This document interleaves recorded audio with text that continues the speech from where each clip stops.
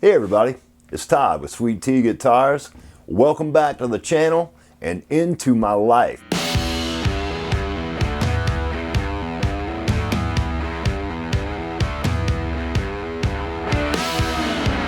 I'm guessing that you caught the couple of videos I released in the past few days. One is on the Maximum Guitar Works templates.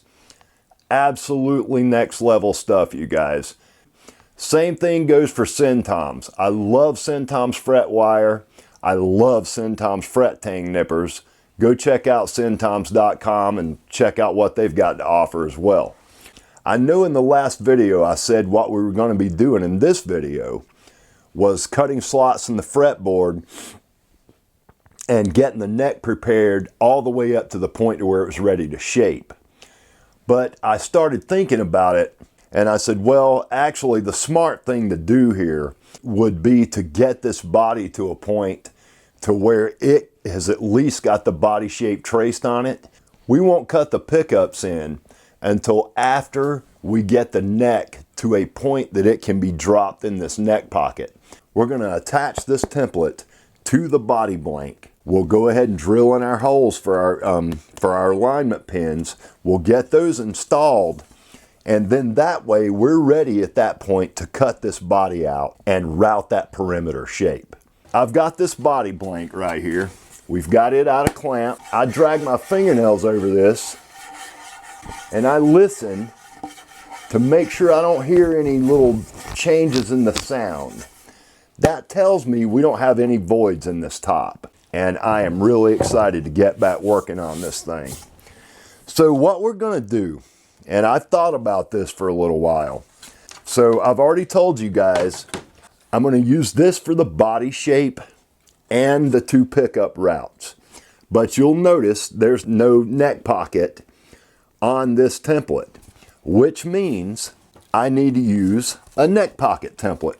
I'm going to use the fit-all neck and neck pocket template for this. So what that means is we got to line this template up first. We'll get our neck pocket cut into the body before we ever even mount this template and get our alignment pins drilled in. What that's going to allow me to do is double check everything with my center line before we route pickups and start drilling in for the string through ferrules and the bridge mounting screws.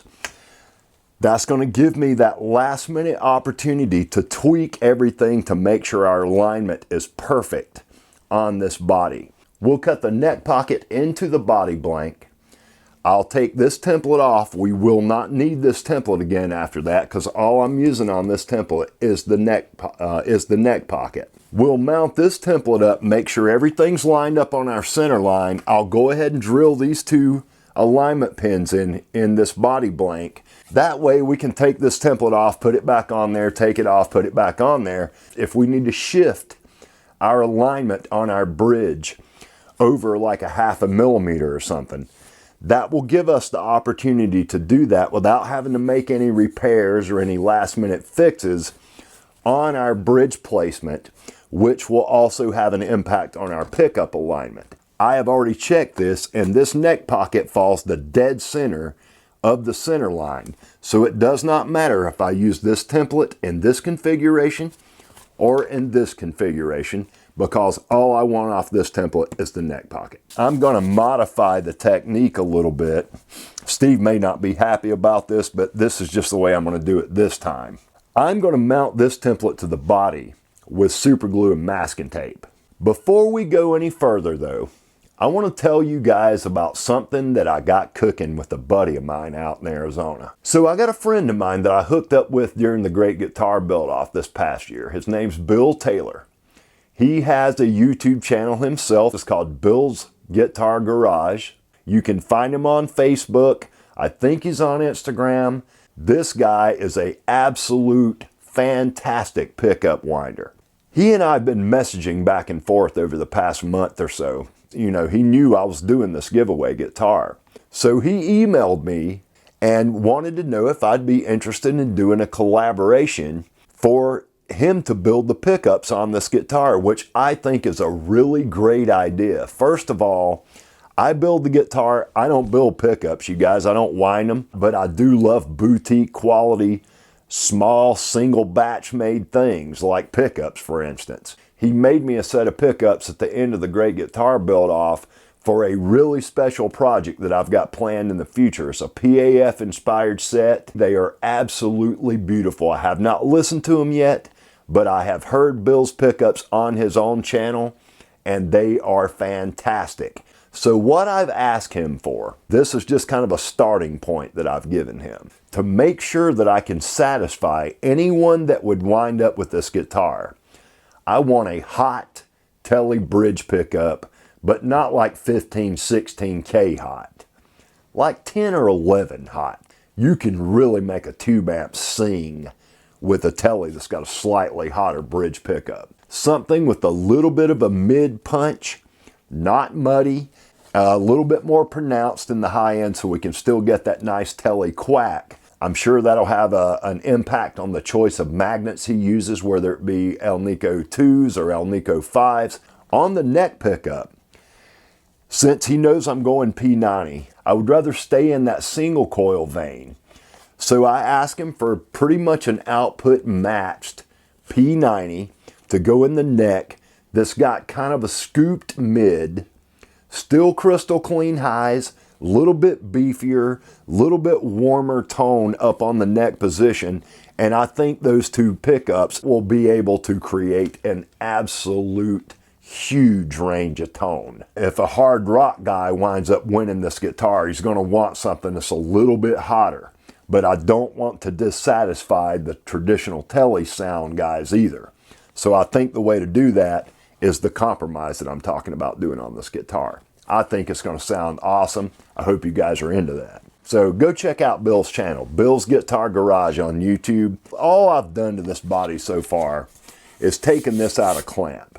I've got a center line drawn on here, and you'll see where I've been drawing around on this trying to figure a few things out. We're ready to mount this template at this point and get this neck pocket routed. So let's do that. I'm ready to get back to work on this thing, you guys. We're going to use super glue masking tape, just like I said. We'll pan down and let you guys watch what's going on here. Burnish that down nice and good. I just don't want it to move on me. All right, that should be good enough. Now, before we do that, I want to find out, since the back of this body has that cavity in it right there, let's stick a ruler down in there and find out how deep that is. I'm looking at 73 millimeters. I'm going to go 80 millimeters in. That way I know I've got that 7 millimeter buffer. I just know I can't go any higher than that. All right, I think we're going to be good right in that area. And I'm a good 1/4 inch below that line even. All right, now we'll take our pencil and I'll mark out the edge of where my tape needs to go. Up here on this end. And then I'll make a couple of marks down here. Now I'm going to give myself a couple of reference points so I place the template back on here properly. We'll make a line here, and a line there. We'll go there to there, burnish that down. We'll go from here to here, burnish that down, super glue. And I don't have to go crazy with the super glue here. Got some activator.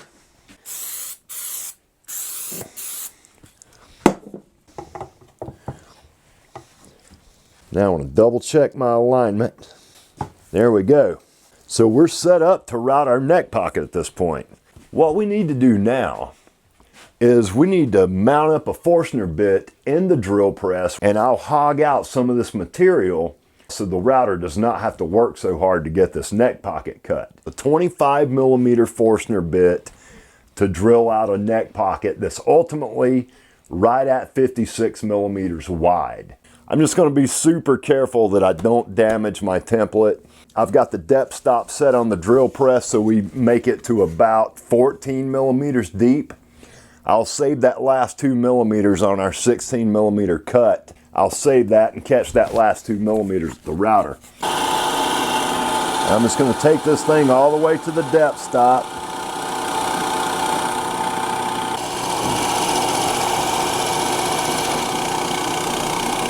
I've got about as much as I can get out of there without having to do this with the hand drill. All right, you guys, so there's our neck pocket, basically hogged out about as much as I want to do it. What I want to do now is make sure my bearing's going to hit on the template, and it is. So we're going to crank up the router, guys, and just have at it. I'm going to route one pass on this, get everything cleaned up.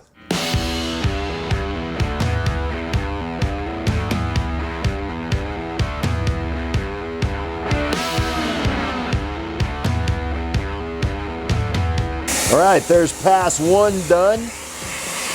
I'm really happy with how that cut. That's a Yoniko 1/2 inch diameter, a 1/4 inch depth of cut bit. We're gonna drop the router down about 3 millimeters. Let's go again.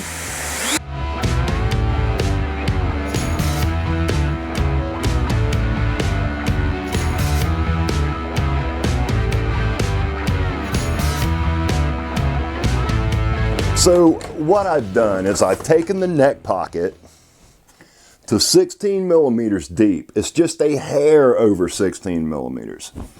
And if you guys will think back to the beginning of this, I've talked about that when I decided to put that canary strip in between these two pieces of poplar.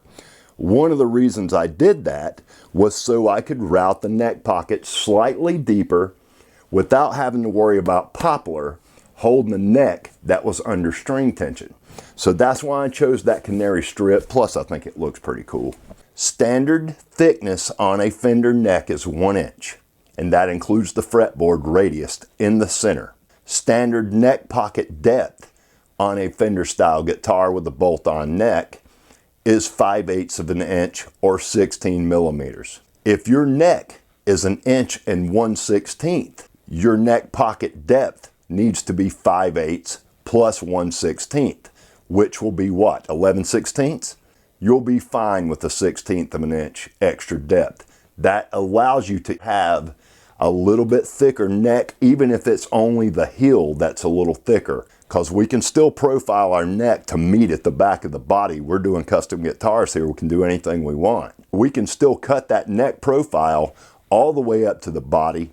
We can recess the back of the neck cavity or ramp it, do whatever we want to make sure we keep nice, accessible playability up in that upper register on the neck. Just remember, anything you do to the neck that changes the depth of the heel or the thickness of the neck at the heel, that same measurement has to be taken into account when you're routing your neck pocket depth. I can pop this template off safely now. So this is my preferred method for building a bolt-on neck guitar anyway. What this makes me think of is how to eliminate problems and how to create opportunities. So as you can see now, we've got a body blank with a neck pocket cut in it. The two things that we have to accomplish this right here is a center line. You have to have that to have this. Then you need a template for your neck pocket. If you use a curved in neck like a Strat's got, it's really a difficult thing to get that fit perfect without having a neck pocket template. I'm not saying it's impossible, but it takes a lot of work. It's a lot of time. I can line my body template up with that center line, and I can take that opportunity. Here we are at the opportunity and problem solution stage again. You know what I'm talking about, you guys. As long as that center line is dead on with this neck pocket, we can pretty much assure ourselves that we're not going to have any problems going forward with pickup routes, bridge placement. So that's why I like routing the neck pocket in the blank first. Another thing I really love about doing this way, eventually what I can do, I can glue up 5, 6, 10 body blanks, draw myself out a predetermined center line. I could cut neck pockets in every single one of those body blanks, as long as I have decided already that that is the style neck that I'm using. In this case, a bolt-on. But you could do the same thing with the set neck in those product spotlight videos I did. I talked about standardizing not only products, but methods, tasks, the order in which I do things, so priority. All those things I want to standardize, because what that does is take some of the worry out of a guitar build as you go through that build. I've got this neck pocket routed in here. Now I can take this Tele body template. I did not want to go over a hair over 16 millimeters because I can always sand my fretboard down and use the standard measurements for a Fender style neck and a neck pocket. But I don't want to have to ever get myself to a point where I have to add wood back. I don't like shimming necks.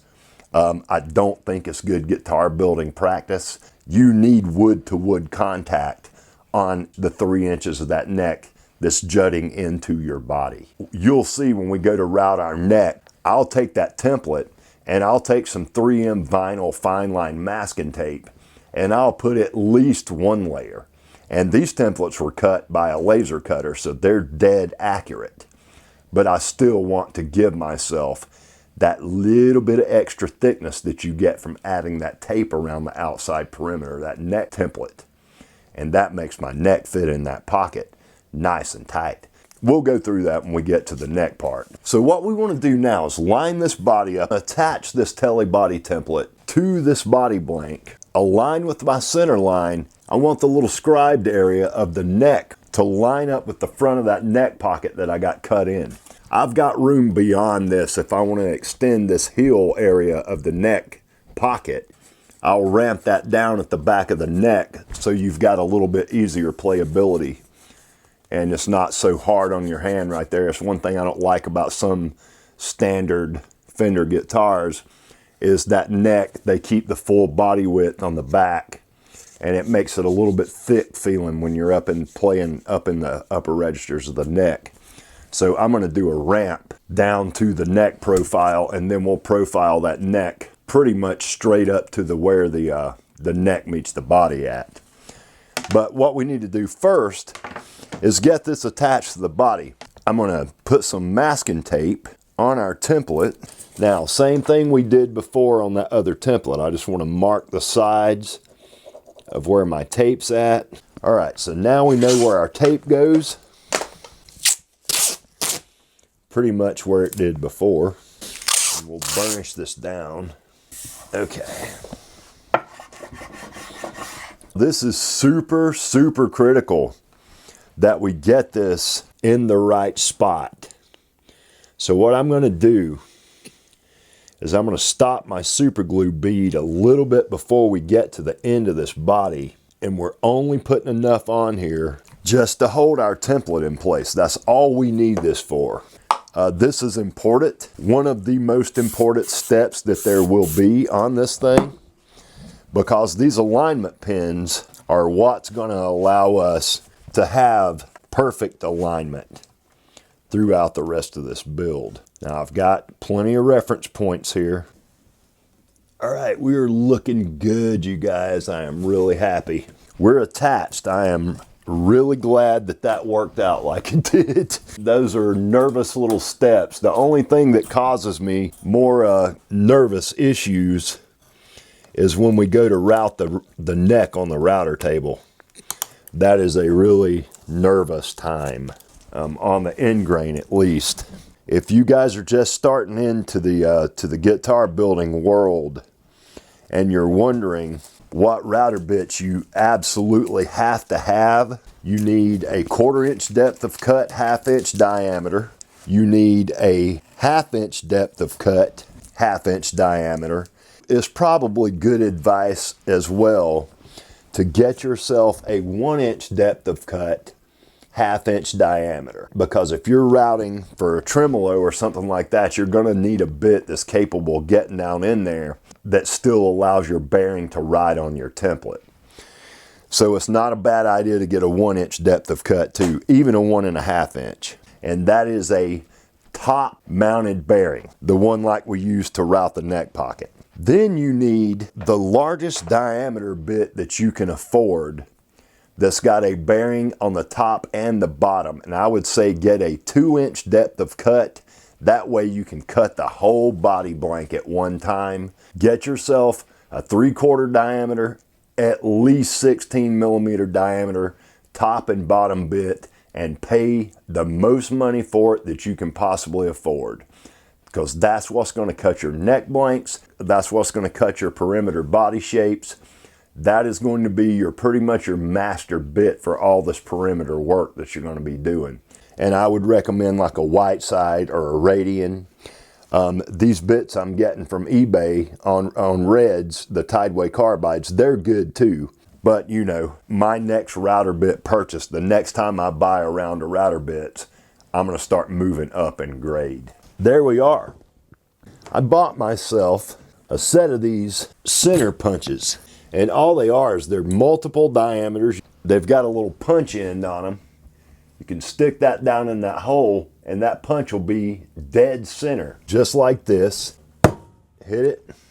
All I did was give that brad point drill bit a place to index. Luckily, this drill press has a laser. I want to take these dowel pieces that I cut, and I'm going to stick these down beside my neck pocket. I've got some area right here that I can stick this dowel pin down in, right in here. And I can kind of get a visual measurement how deep into this body blank I want to go. So I've got myself a mark on there, and that's going to give me about 1/4 of an inch down into the body blank. Now I'll get my other dowel and we'll mark it too to match this one. And I'll take a piece of this green tape. Since we're drilling only 1/4 of an inch down into the body, I'm not really worried about the slough coming up in the channels of the drill bit pushing the tape up. It doesn't really matter. As long as I observe that depth and I'm within a couple of, you know, 1/8 of an inch of that depth, we'll be fine. So let's just drill these in real quick. All right. There we go. Now we've got our dowel pins drilled in so we can get perfect alignment on this template over and over again. We'll take our mallet, and these should be really nice and tight, so I'm just going to try to drive them down in here. There we go. I'm going to take my flush cut saw. These things are great. Everybody should have like 2 or 3. There we go. I don't want to take a chance on breaking my template, so you always want to use something that you can slide up under here and don't pull up too hard on your template. Just like that. So we're free. My alignment pins are staying in place. They did not pull out when I pulled the template up. We're right back on there in perfect alignment. That is the sweetest thing ever. I'm so glad that Steve decided to start selling these things through Maximum Guitar Works. So thank you, Steve. I really appreciate it. So our template is mounted on our body blank. I'm going to take my 0.9 pencil now, and I'm going to get a really solid line drawn, traced out around this body. I just want to make sure that whoever gets it is really happy with it. You know, I've told you guys a million times, my goal here is to be a great guitar builder. That is number one. Yeah, I want to grow my channel. Yes, I want to sell some guitars. But ultimately what I'm after is I want to be a great guitar builder. I want anybody that buys a guitar from me or gets a guitar from me, whatever way they wind up with it, to love that guitar. I know what it feels like to have a guitar that you're like, oh, I cannot live without this guitar. You know, I know what that is. That's what I'm trying to build, is a guitar that makes the player attached and want to know this guitar intimately. And you guys out there who are deep off in this playing thing, you know what I mean. It's mojo. You know, I've talked about that before. You and the guitar speaking to each other. It's a spiritual experience, and it's special. It's beautiful. It's a beautiful thing. I love that. And I want to help more people feel that feeling. So if I can do that through building guitars, through making videos on YouTube, whatever way I can get that to happen for as many people as I can, that's what I want to do, because that's who I am and that's how I feel about all this. It moves me internally. And I love that, man. I'm telling you guys, I know I talk about this and I don't want to beat a dead horse. I really don't. But I can't ever remember anything that touches me this way, you know? I mean, this has really gotten to me, you know? I love it so much. It's like I'm really protective of my shop and my things and my, it's not a materialistic thing, it's a spiritual thing. That's what I'm talking about. It's like, this is my domain, this is my haven. This is where I come to leave my inhibitions at the door and do what I love and be who I am. And I really love the fact that I'm able to share that with you guys. I've always been a pretty happy guy, but this has put me on a new level. I'm spiritually connected to every guitar I build. I'm spiritually connected to you guys. So I appreciate it. I really do. This has really made me feel like a whole person, a really complete human being. And I really appreciate all you guys helping that. You know, I do. I mean it. You know, that's what this is. That's what that community means to so many people. But I just want you guys to know that it means that to me too. Thank you so much. Thank you for subscribing to my channel. Thank you for watching my videos. I hope you guys realize, you know, what you're a part of here. I'm not talking about my thing. I'm saying as a whole. Ben is a huge reason why this kind of thing exists on YouTube. There's plenty of guys out there making guitars and shooting video of it. But there's not too many of them who are really great at it. You know, they may be great at guitar building. There's plenty of great builders, but they might not have the personality to make people want to be connected to them. Ben does that for me. I'm not trying to ride his coattails. I'm not chasing his dream. That's his thing. But he is the person who inspired me to do this. And I've got mad respect for him. I really do.